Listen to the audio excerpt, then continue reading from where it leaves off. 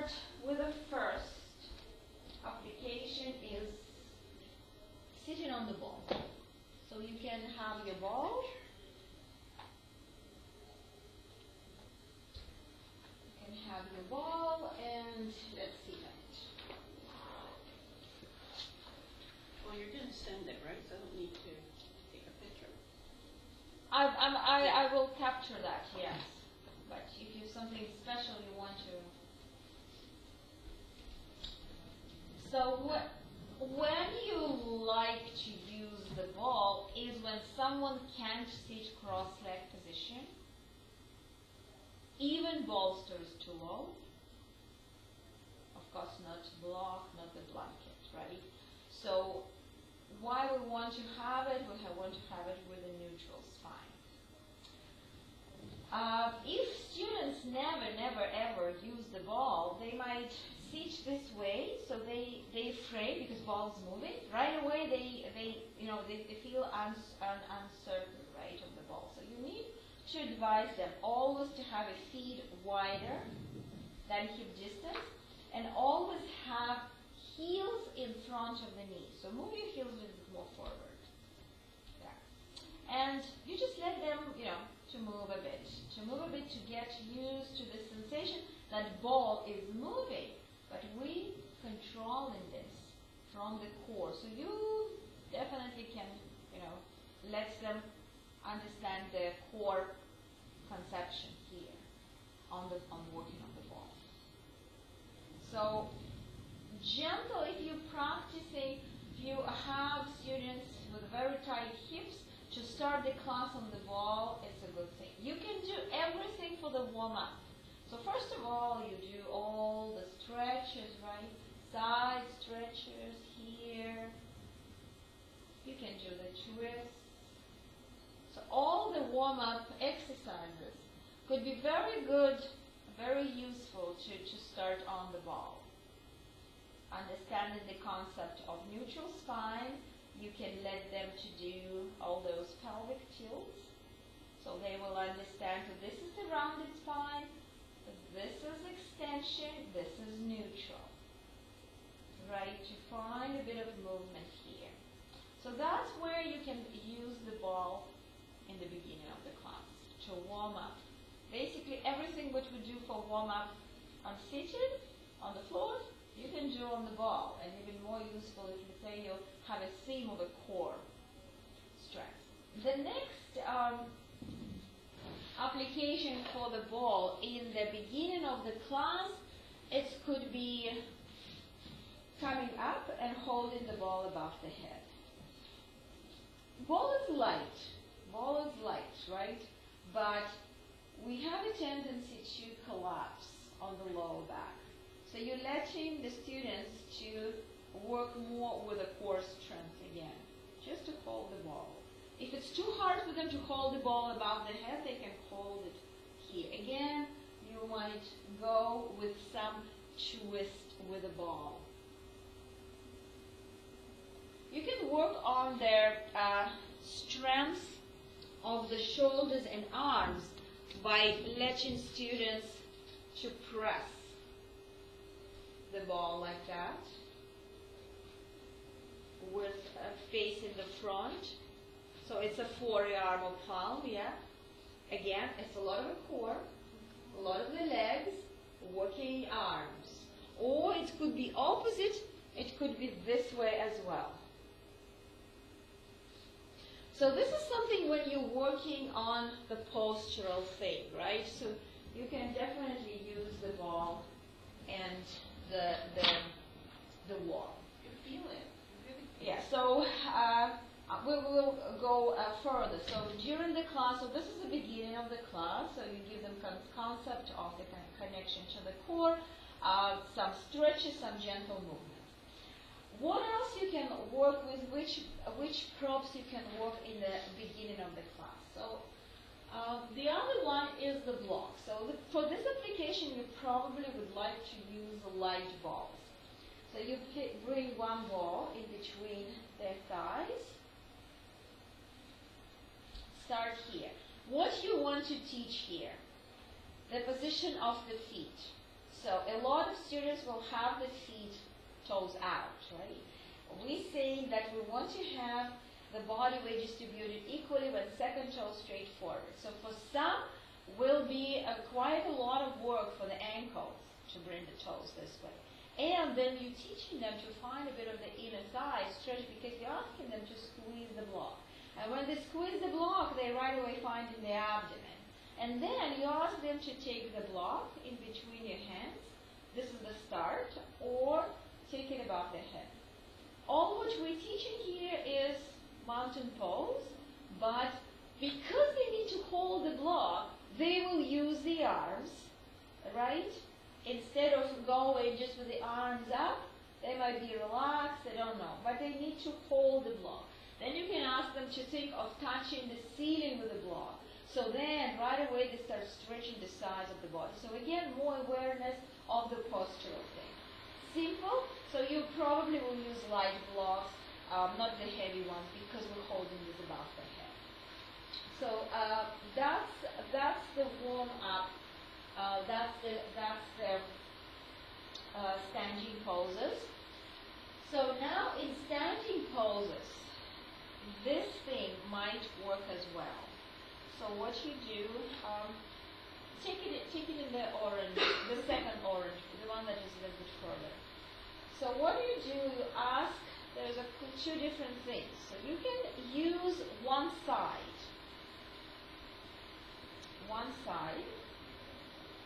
So bring it to the shoulder and step. Again, it's the core, it's the awareness of the connection of the posture. So you can do on one shoulder only. There is another variation that you can put. Sometimes students have a little bit of an issue with that because they put it on their neck. So you need to guide them to bring it on the back of the neck, kind of more on the shoulders, and then step in with both feet. I'm usually going around and helping them. I'll come to you and help you to get. But you're there. So you see it's more like on the shoulder. So then they might have a bit of an issue to step. When I was teaching with the short one, it was more issues for the neck. With this one, with this wide, it's pretty good.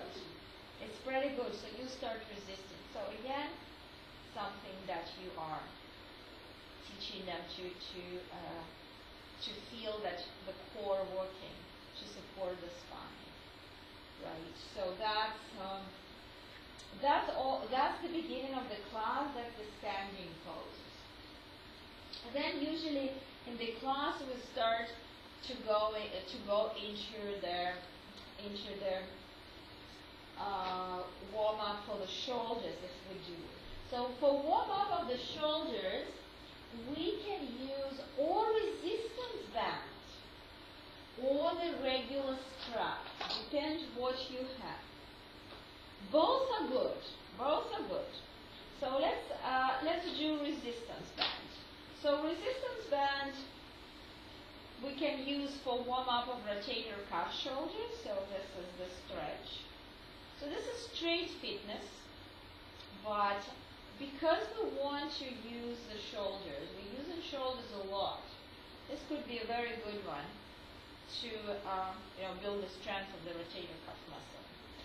Then you will just go with a swing of the shoulders, right? So you go asking the students to hold to resistance, that they do feel resistance, and you let them go, just shoulder forward and back. Now, you want to continue with the shoulder blade, rotator cuff. You ask them to take it closer so that they feel more resistance. Take it behind and you squeeze, let them puff. This is the same what we do protraction and retraction, but sometimes they don't know how to do this. So with the resistance, it's also good. So here, if this movement is teaching them just the movement, here they do the same with some weight, some resistance that builds you more strength. So that could be a good one to do with a strap. So for the strap, the regular strap, you need to be careful in telling them they need to hold this as wide as they don't feel that they go this way. But because it doesn't have resistance, they need to be more careful with their shoulders. They don't want to dislocate, right? So they need to work. So this strap in this variation will work just for the shoulder movement, but not so much of protraction and retraction. You can do protraction and retraction with a resistance band. Depend what you want. Then both could be used for this. Why I love it? If you're teaching this position with no props, what students are doing, let's say they're very tight, they can't reach, they try. As long as you let them to hold something, just tell them, let it drop, bend, touch where you're touching, and hold. Then they concentrate more on the chest opening rather than hold the fingers. So to do the same, I love to use the dowel as well, because the dowel is solid. You can try with the dowel, see the difference. Because the dowel is solid, what we can do here, we can press elbows apart with a soft position of the resistance band or the strap. We're not, but with a dowel, like think of taking shoulders away. Because it's solid, you have something to resist to go away. With this one, you can't. It's not so. You can, but it's not so comfortable. They might not feel it so much. How they can choose how they can do with a dowel. So I really love the dowel for this one. But if I'm using the resistance band, I'm usually adding some triceps work. So then we can have, after we stretch, we add in some triceps work. Alright, so finding this muscle. So this is also, again, you are fusing a bit of a strength into very, very common stretch for the shoulders. So it could be useful. So then, after we move the shoulders, after we do some stretches, we're doing some salutation. So it depends on what you decided to use today, because from here, you can use any of the props. So I usually decided to use or block, or resistance band, or strap, or dowel. You know, I'm asking the students to place it in front of the mat. So it could be or block, or dowel, or strap like that, or resistance band, even this could go. It's called body braid. It calls body braid. We'll discuss it separately. So I'm asking students, so this depend on what I decided to do today, which prop I decided to use. I'm asking them to have it in front of their mat. So then when we come into the sun salutation, I can basically pick up anything. Let's say I want today to use the block. I'm asking them to have a block, hold the block. I can ask them to hold the dowel. I can ask them to take this and do a couple of movements, or the same for the strap. So every time when we come, we step into the lunge, they're picking up whatever they have in front and use. Why I'm using so many, right? They almost the same. So when they have a block, with a block, they need to press the palms and working one type of the muscle movement, right? Because they squeeze the block. I'm asking them to squeeze the block. When they're holding the dowel, I'm asking them to stretch the dowel. Their triceps working much more. I'm asking, but they can't really stretch it because it's solid, but I'm asking them to stretch. What else it could help them with this variation? Work a little bit on the shoulder mobility. Just to hold this above the head, help them to feel where is the limitation. It gives them also this visual that it's above their head. Some can't hold this close. This is a shoulder width apart. Some will not be able to hold this close. They hold it much wider. They have limitation in the shoulders. So you can explain, you can show. So that could be with a dowel. The same as the strap, basically. With a strap, I'm usually asking to hold shoulder width apart and stretch. But when I use the strap, if I know that later on I want to go maybe something like that, we'll come to this, right? So the dowel and the strap in some application very, very similar. A resistance band, we can then, if we do resistance band, then we can add a bit of dynamic. So let's say they are in the Warrior 1 and they may be stretching this, or so you can just add something. So if you want to add a little bit of the arm work while they're in the warrior position, then you use a strap like that. And the same is this one is also just a different way. It's also, let's say, this movement can be done only with strap like that, right? And this is a quite good one to work on biceps and a core work. When you come into warrior and push it back, it's hard to hold. So it depends what you have. You can play with them and give this variety of adding the upper body strength. As you see, when we do the sun salutation, every time when we come to warrior, I'm asking them to pick up, go here, or hold it this way, right, and adding a bit of the awareness of that body. When I love this is for the chaturanga stretch.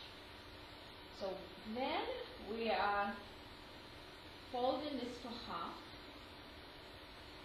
and I bring this above the elbows. This will give me exactly shoulder width distance. With this length, it will be too wide. It will be too wide. I know we tried to do downward dog with a wide arms. Why not, right? We can just try. But it's not practical. It's not comfortable. It's not comfortable. It's too wide. So this length is ideal. And I'm really teaching quite a lot, especially students that just start to practice the chaturanga, the off shape. What do you start? You start with this tabletop, and you ask them to come down. So first of all, in chaturanga, you need to teach them that they're not going this way, but they're moving forward. They find in their triceps, but the strap here under the chest holding them. Then I'm asking them to come and do plank. So this is application that I love for elbow going back. Shoulders comes forward more, even more forward. Yeah, more forward. Walk on your toes slightly forward toward me, or the whole body. Yeah, hands where they are, but body, and now go down. That's it, much better. Hold the belly in. So this is a very good one. If your student's not ready to go to chaturanga, but you want them to develop the correct movement, this is the best. This is the best. The next step when you teach chaturanga is to use the blocks. So you have the first position of the blocks is this height. Your hands behind the blocks, and you ask them, they could be on the knees, you ask them to come forward and touch the blocks with the shoulders. That's the first. Almost what we did with that, but now nothing's stopping them. They need to use more of their tricep strength.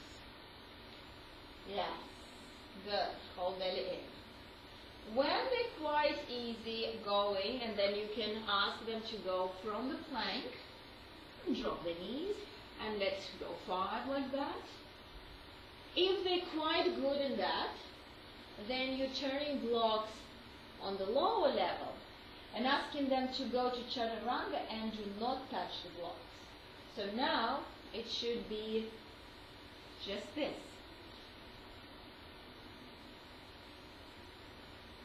Because in chaturanga, very often shoulders goes below the elbow and they're just losing that because they can go this way and then that's it, they're falling.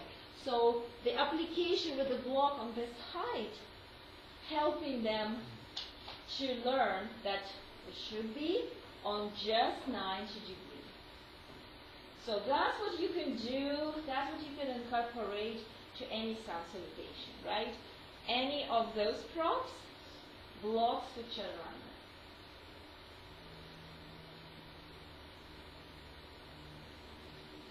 Elbows go back, shoulders move forward. Yeah, even lower. Lower elbows, yeah. But this is a good thing to start. It's kind of a push-ups when you know where you should reach. So you have this reference. You need to go to push-up when the shoulders goes down. So this is their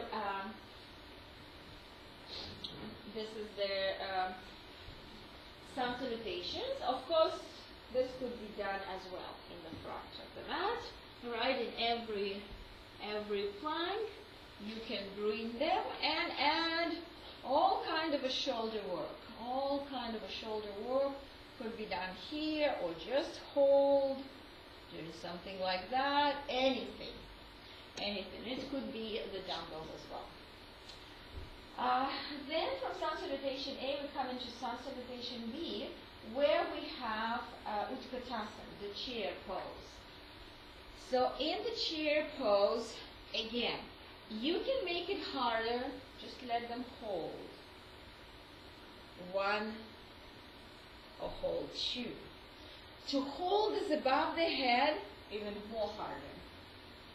Legs working, arms working. So you can let them, if it's too hard, hold in front. You can play with that. The same is for, more alignment thing. Just to let them, in Utkatasana, to take the arms above the head, a lot of a challenge. Even they can go here, but they don't have enough mobility of the shoulders, so they do with the arms whatever. Having them solid hold, like block would be, you don't have dowel, just solid block, will help them to work on the shoulders. So this is a very good one to work on alignment for the arms in Utkatasana. Of course, in my latest researches, I start doing those pistols, something like that. It is more advanced, right? You can play maybe with a chair. If you want to let them work on one leg, you can work with a chair or the ball, but ball is problem, ball will be moving, right? This ball is heavy.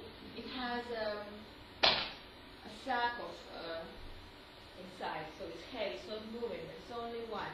So you can work with the chair like that. So it could be bolster, it could be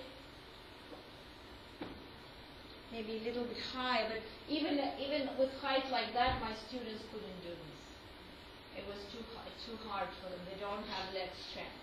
But this is the new thing that I'm experimenting lately, is to teach them to go on one leg, touch, and come up. But it was too hard for them.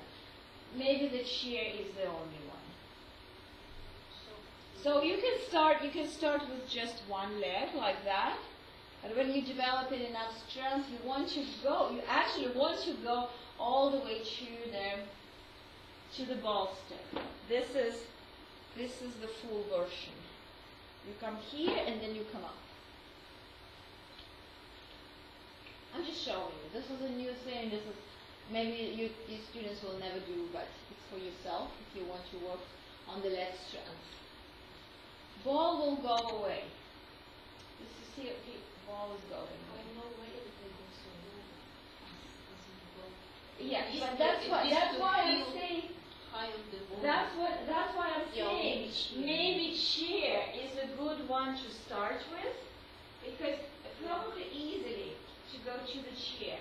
Chair is also helping your students not to tuck the tailbone, but go out. So you teach them to take the seating balls to touch the chair. So this is a new move. I'm experimenting. You're welcome to experiment as well. I can go down, but I have to practice coming up. Yes, yes. So that's the variation of Utkatasana. So you can add this and that to make the things a bit more challenging. Then in our sequence we usually come into triangles, right? So in triangles, I'm also using almost all of the props in triangles. So the first, what I teach in triangle is to get this straight side, right? So then we have a block in the arm that is in the front, and you ask them to go and hold the block and reach at the same time. So what they do to hold the block, push the arm, they need to engage their oblique here. And it's teaching them not to collapse down. That's the first variation. The second variation is the traditional variation. When the block is just down, you let them touch the block and take the right arm up. Why it's good to show them in the block with a block? You will have students that probably were in the classes where they ask to go and touch the big toe. No matter what, they will go and touch big toe and they will be here. It's very, very hard to turn them into the triangle when they actually keep chest open looking up. So when you teach with a block, probably they will follow you, and it's more successful to teach them a correct alignment. So that's what I was learned, that if you tell them you can use the block, 50% will not use the block because they think, oh, I can reach lower. But if you say, take the block, put it inside, most will use the block, maybe the most stubborn will go with the block. But you have chances, much more chances to teach them. So this is in triangle. Now, what else I'm using in triangle? I'm using the dowel. Even it's almost like a block. It's a little bit different. You just ask them to hold the dowel on their one side and let them reach. What it does, it gives them a block. They have it, but not so much. It gives them this chance. They think of touching. You tell them, touch this wall. Go there. Stretch, stretch, stretch. They stretch it. So very similar to the block, but a little bit different thing. A little bit different thing. Then you can also teach them to hold this in the other hand. When I ask to the other hand, I'm asking them to hold on the center. And this is just for the shoulder. The other shoulder is not falling in, but ask them to take a look and keep open in the shoulder. So it could be both hands, both arms. Sometimes I use strap or resistance band. They work in the same. The idea is to get them understand that they have arms on one line. So when they move it, they have a line, the visual line, that arms are on one line. When it's the resistance, they need to use a little bit more in their muscles of the upper back, probably rhomboids working a little bit more, right? The arms working a little bit more. It could be the same with a strap. Could be the same with a strap, but with a strap there's no resistance. So, but the idea is to get them palms on one line here. So that's what could be practiced in the regular triangle. Then in extended triangle, I love this. You put it on one shoulder, you step the opposite heel inside. What, behind the body. What it does, when you come here, with the elbow on the knee, you need to, the band wants to squish you, you need to resist. The right foot out, jump, right foot out, bend the knee, bend, yeah, and now bring right elbow. So you feel you need to resist from here. What else is teaching them? That they need to have the outer edge of the left foot pressed to the floor because they have a band there. They have this sensation. Also what it does, it's rotating, they have those, you can ask them to take both sides of the band with the left hand and rotate the shoulder back. They have something to work to move back. Right, so this is a great application if you're teaching beginners to understand the alignment, to have this feeling, right? So that was both triangles, extended and the regular one. Then we come into the warrior two. In a warrior two, I usually use block on the back palm very often, letting them to work. Because if you're not asking, it's probably like that. When they have a block, they push it, they're working with the biceps of the back arm and working. Of course, here you can make it as hard as your class allows to go. You can hold this, quite challenging. You can have this. The same as with regular resistance band. Asking them not to squeeze the shoulder blades, find the upper back, find the arms, resist from the abdomen. So adding again upper body strength to their leg strengthening, core strengthening exercises. So that what you do with the warriors. There is possibility to use the resistance band or body braid in the fold forward twist. But I'm finding that if students have limitation in the shoulders, this one is very light, I'll show you. With the black one, I feel they might go too far. So the idea here is to take it behind the head, and then what it does, the resistance band will pull the arm back, right? And you go maybe into more deep chest opening. But I'm finding that if students don't have enough mobility of the shoulders, when they come with like that, and I feel like they're just doing too much for the shoulders, I don't like it. So this might be practiced, but you just need to make sure. It could be practiced like that as well. It could be practiced like that. Then it will be more of the arm strength.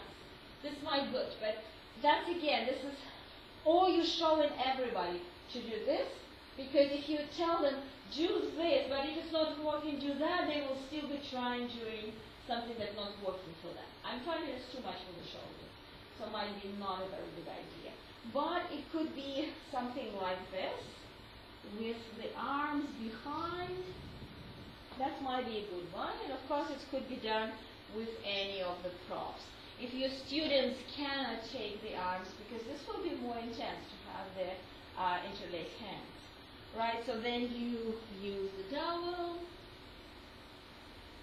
letting them to move with the dowel from side to side. So any of the props can work for this fold forward with the arms behind the head. Then we come into the balance pose, where again all of them could be used just to add the upper body strength. If you try to do balance with the upper body strength, I will not go to any complication with the legs.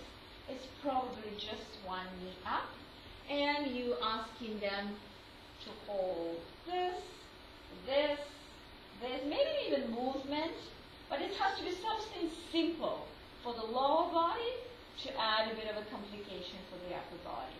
Tree, any of that. What it does, it's very interesting, especially with the dowel or the strap. You hold in the dowel, but it somehow gives you sensation that you're holding something. But it gives you, you're so concentrated, you're more concentrated, you're more focused when you hold in the dowel. That's why for beginners to hold the dowel in those simple balance poses, sometimes it's not a challenge, but actually help.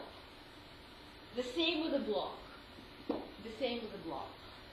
To hold the block, it's helping them. When you're adding a bit of the resistance, right, it's maybe a more challenge because they already have to be quite good in balance, and then you add in a bit of the arm work. So you decide how you want to do, but any balance tree or legs, any position could be practiced. The dancer pose also could be practiced quite well with something like that or this. You place the ankle inside. You're helping a bit of the shoulder opening, letting them understand that this is quite nice front of the body stretch. This one is not, because it's long, so it doesn't give them a lot of the arm work. With something like a shoulder, they will need to use more of the arm strength to push it up, and because it's shorter, it's going to pull the arms back, so it's going to have maybe a little bit more of the shoulder opening, back bend. I'm finding that not everyone can bring these straight arms, so it's quite a good arm strengthening exercise. Of course, you can do something like that with just a regular strap, right? You can tie it, or just let them have it like this, and work like that. So that's not necessarily have to be something too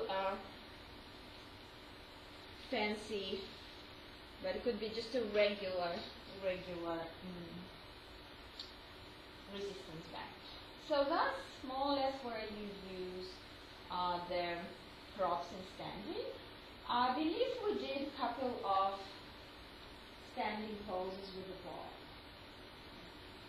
So to place the foot on the ball will also, ball is moving, you need to use more of your core stabilizing muscles. You can just hold with the ball, you can let some movement here. So it's also a good thing to challenge a bit, because ball will try to take it off. You need to work more on the standing leg. For the core strength with the ball is the planks on the ball. It's also, this is the fitness exercises, but why not to do them? The plank on the ball will be very challenging, because again, you need to be more aware of the leg muscle and engage more of the core. Just to be here will be a challenge for a lot of students. And then you can add some movement with the knees to work on the core strength. So if you're looking for more the fitness type classes once in a while, you can add the ball. The ball could be good for cobra. Teaching, understanding that in cobra, we need to use abdomen and legs to take us up. How it's happening? Because you're lying on the ball and you have your pointed toes, and now because ball is soft, you're asking students to push the hips to the ball, to engage the legs, and get chest forward. Come more forward. More. Yeah. So the lower rib is off the ball. And now engage the legs. And now maybe you can bring the hands to the ball and lift. And you need to engage the glutes, engage the legs. Yeah, you need to engage the glutes, engage the legs. Belly in. Push the legs and hips to the ball and lift the chest. So on the ball, they have to use the legs, glutes, and abdomen because you just tried, you're losing the balance. So then, letting them to explore is on the ball, you ask them to come to the floor and do the same. They know what to do. So a cobra on the ball, very useful position to help understand how important all this to protect the lower back. How important the strength of that. So we're coming to the seated position. We're coming to the seated position, and for the seated twist, you know I love to use the block. It's not working for everyone, like for you, you might not need, but for most, it will be just the benefit to keep straight spine. Could be, definitely could be the blanket, right? If your students cannot sit on the block, it could be ball, and it could be the chair. Yeah, it could be the ball as well, and you will twist. So that's where I love the ball. So on the seated position, you will need some props probably for 50% of your students because they will be seated this way. They will be rounded spine. To avoid that, you need them to elevate the hips. Block is one option, or folded blanket is the other option. So on the folded blanket, they will be able to have this tilt, and they will be seated straight. So any seated position, 50% of your students will need support, for sure. So that's, and if they can't sit this way, probably they don't need to practice seated poses with straight legs. They will need to bend and still be on the blanket and keep it this way. So then in seated we have like a folded forward, and that's where you're using the strap. So you can use one of the resistance. You can use the strap. So with the strap, you're probably teaching straight legs, straight back. So you are letting your students to know that it's not about looking down, it's about getting the length of the spine. You can teach the variation with the dowel. So how you teach variation with the dowel? You're asking them to bend the knees and bring the dowel behind the feet. So now you're asking them to push the chest into the thighs to get straight spine. This length that we're talking so much. And then you're letting them slide, and telling them there shouldn't be a gap. If you move it and you round it, you went too far.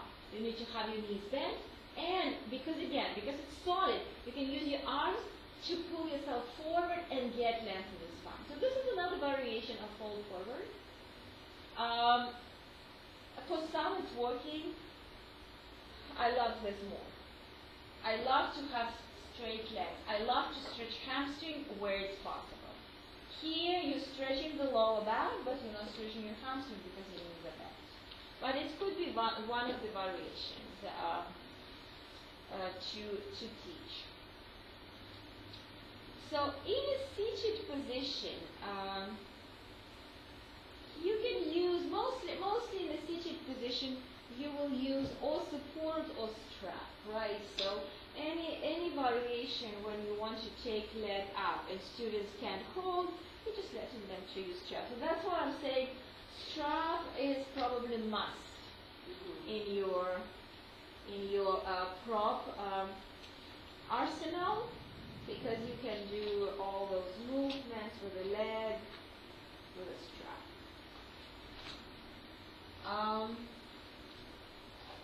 And then we come into inversions, backbends. With backbends, you know, we're using the blocks. We're using the blocks to place it or the flat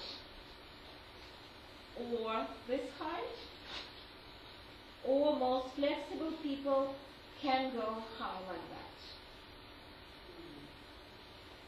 How you teach them, come to the tippy toes, place it under the sacrum, and bring the heels down. Don't let them take the knees apart. So that will be supported bridge that you teach. A lot love just in the small on the first level. Some love this. Not many goes high. You have to be very flexible, fine. But some very naturally go to this side. The same variation could be taught on the bolster under the hips. You all know, great back bend is on the ball. You're teaching them to be on the back of the mat, walk forward till hips and shoulders on the ball, and then you let them take the arms above the head and just go. The ball will give them this natural curve that actually should be.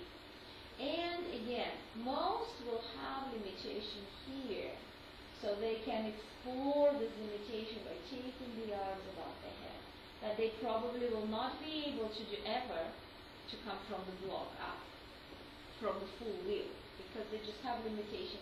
But on the ball, they just can't play with that. It gives probably the best stretch for the front of the body.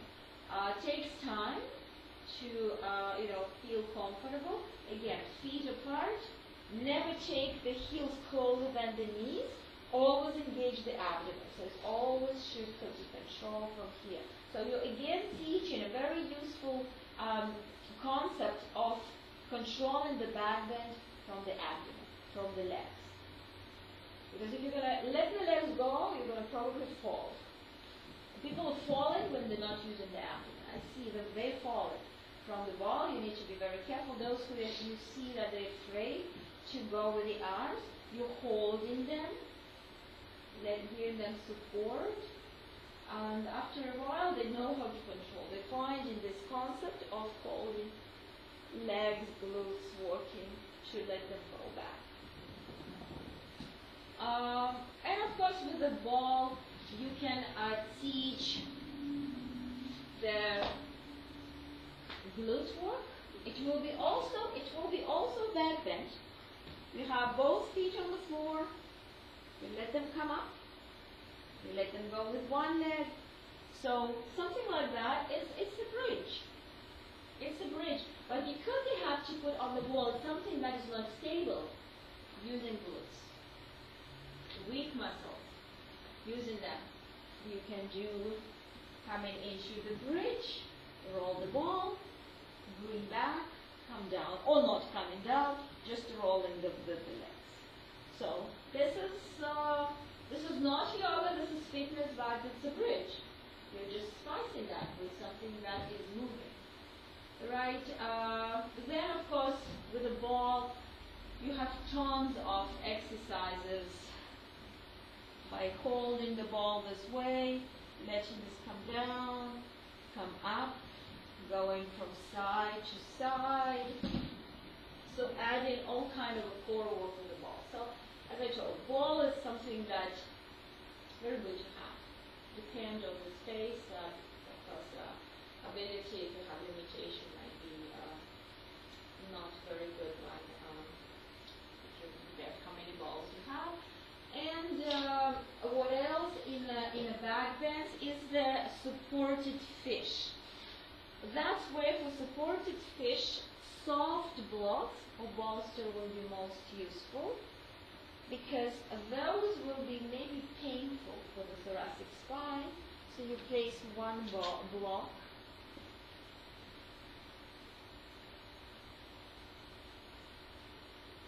in between the shoulder blades. The second block goes to support the head.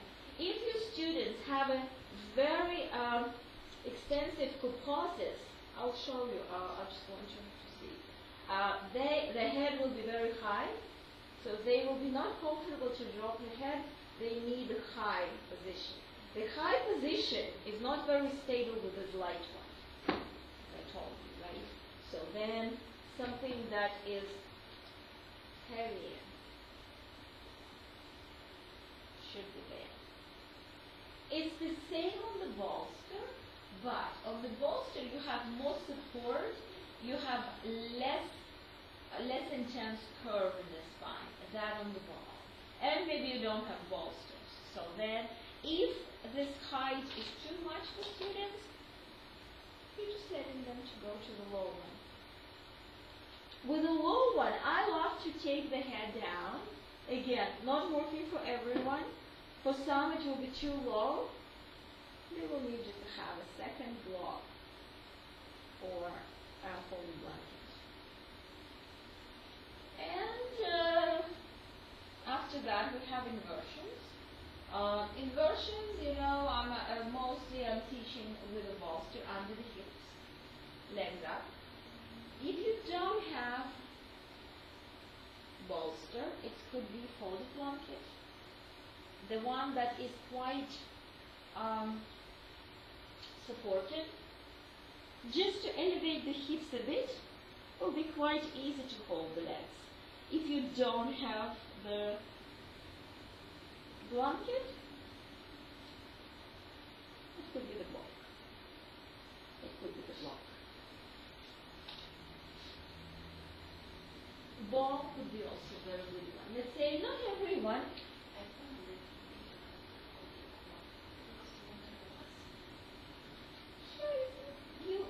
You might find where you don't need to hold that.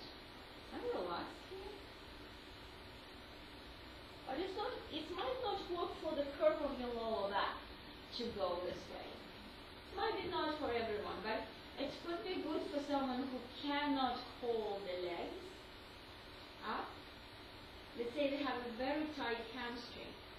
To hold the legs up, it's challenging for them because their legs like that in an inversion, right? Because they're very tight.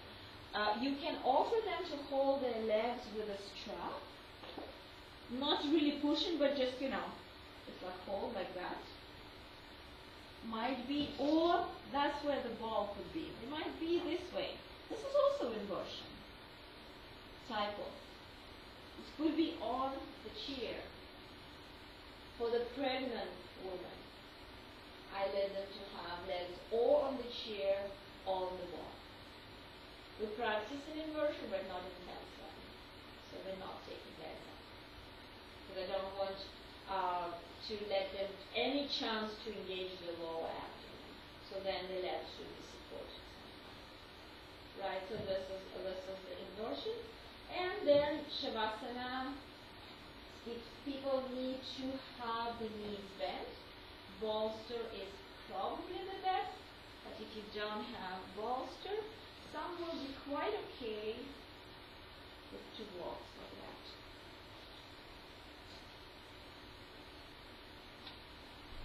Maybe it's not enough. If you don't have bolster, then they might use a bit of a folded blanket. Might be they need to play with that, right? This might be just like this. And they have folded blanket in the waist area. Or they, but with a blanket blankets. I don't need it, so for me it's not comfortable, right? But some might find that this is a good way. That's why blankets is a very useful tool. Blanket is a very useful tool. Any questions? One more. I pushed this, but I didn't mention. This called wedge. It's also sold in yoga appliance. This is for someone who has problems with the wrist. But I offered this to my students in Damodar. Nobody used them. They feel a lot of pressure here. Where I used it myself, when I couldn't put my palms flat, is this pose. In this pose. Here I used it. I don't need it now. But that's where I use it. But yeah, they sell it for this purpose. Just know that you can create it with folded towel maybe under the mat. One of my students should purchase this type of mat, and she cut it with 2 pieces, and she put it under her mat. And then she has a bit of it. She has a carpal tunnel syndrome, so she has this elevation, but it's not moving on her mat because it's under the mat. Yeah, so they have it, but I tried to let them do this. It's just not working. But they exist in the market in case you need it. That's it, I think. I mentioned all what I wanted. So any questions? I don't have questions, but I have an idea. It just comes to me. Yeah, sure. I might be annoyed with I just when he was showing us all these different props, it came to my mind that is it possible to have 2 different props, like 2 different weights? It might look funny, but I don't know, in case some reason it might 2 different blocks? like Okay. 2 different weights for the block. Let's say when you hold it the warrior one, you have different weights and you feel this asymmetrical stillness, and we try to find it just come to my head that it could be some different weights or even different props, or maybe one light like this and one this. Yeah, and the work on sure. Right? Great idea. Yeah, Great and idea. then you ask students, whatever you feel these 2 different sides, okay, how do you feel weight? You still want to be in the middle, but you feel this asymmetrical weight. Yeah, very good. Very good.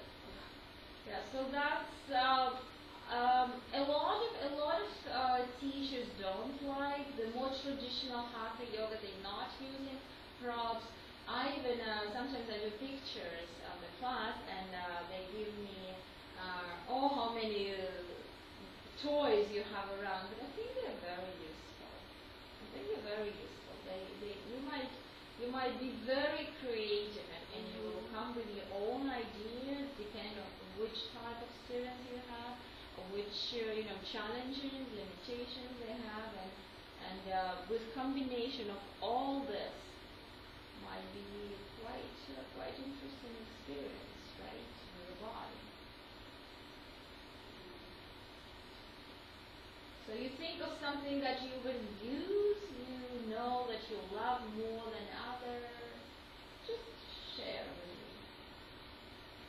Because you understand this is my favorite.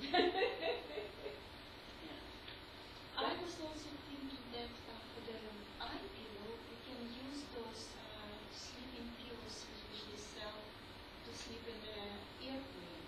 They are light, they are black. Yeah, I have. That's exactly what I'm going to do. Did you think about this? Yeah.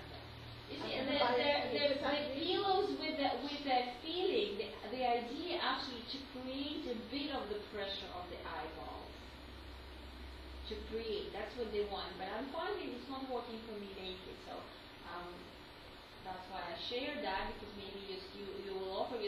to use the eye pillows, they didn't like it. But they actually love the idea to cover the eyes. You mentioned 5 eye pillows, just the Balinese one. You just open it, put a little bit of the, whatever you want, the flaxseed, Yeah, it and might then be. sew it up. Yeah, just Just the to light. get a Just little go bit of with pressure. the lightweight. Yeah. Those are heavy. Go with the And lightweight. I was on that German? Shivana? Shivananda yoga, they use one cloth, they use a pillow, it's bigger than this. They use a pillow even a little Yeah, bit yeah. bigger than this Yeah. size, and it's also filled of all these seeds, little bit thicker seeds.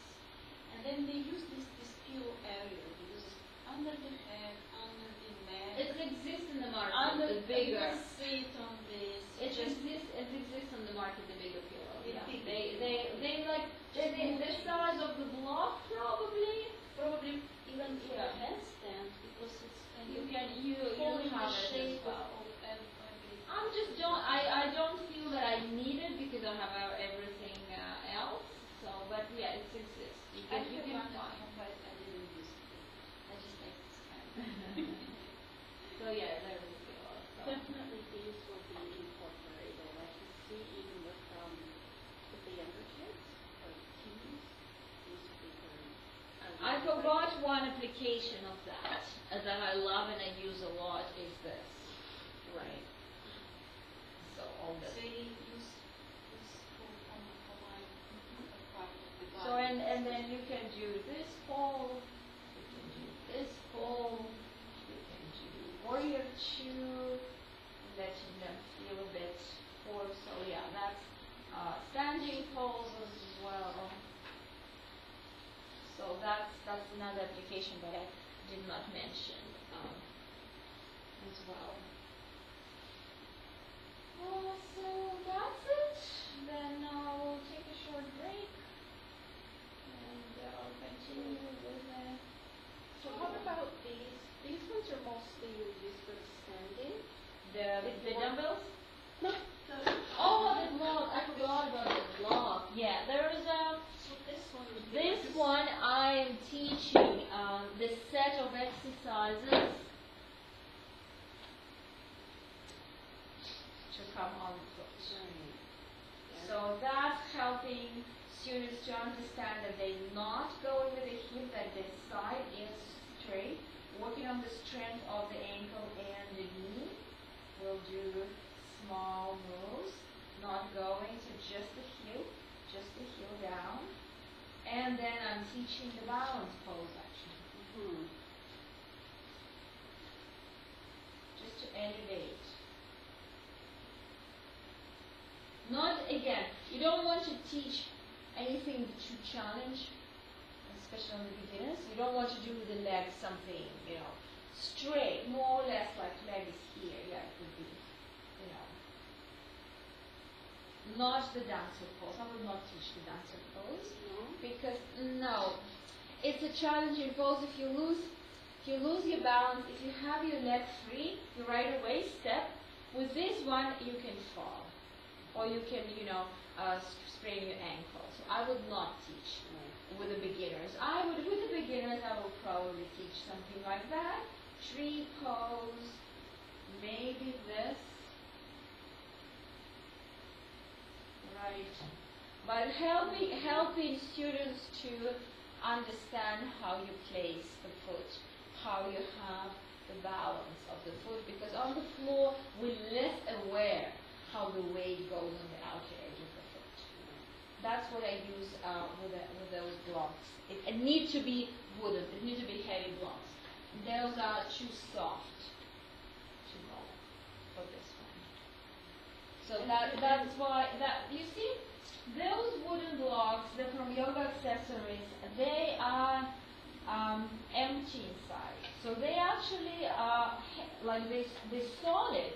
But they light, because there's also on the market, they are not empty inside. those are not. No, those are heavy. I love those a lot. They're just more expensive. I buy the beginner's way with plastic from the kitchen. They sometimes, you just need to search in winners for that. to and from. So yeah, they're not very often there. Otherwise, they cost $16 one, right? So, but you can look for them and find them a little bit cheaper.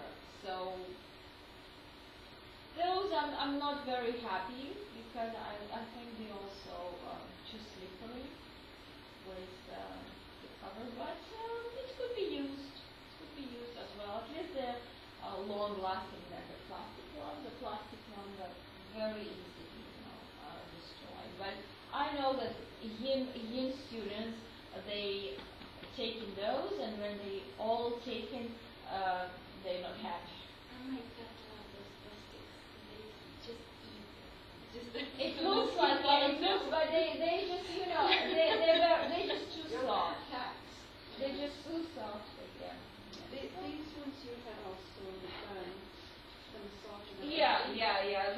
That's a lot what you can do. If you will attend the workshop, you will learn more. I love just several things. I'm using several things from his workshop. Not everything that I'm in love,